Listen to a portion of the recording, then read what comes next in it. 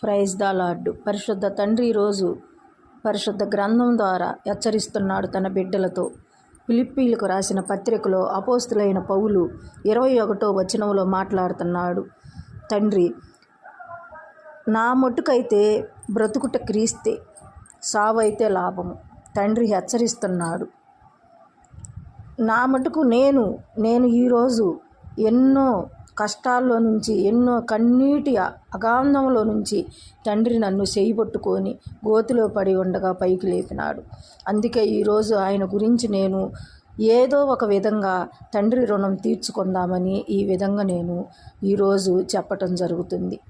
నా మటుకైతే బ్రతుకుట క్రీస్తే, నేను బ్రతుకుతున్నానంటే ఈరోజు ఆయన చిత్తమే. ఈ విధంగా ఉన్నానంటే, నేను ఈ విధంగా మాట్లాడగలుగుతున్నానంటే ఆయన చిత్తమే. సావైతే లాభమే. సావైనా సరే, మరణం ఈ క్షణమున మరణం పిలిచినా కానీ తండ్రి దగ్గరికి సంతోషంగా వెళ్ళిపోవటానికి సిద్ధమే.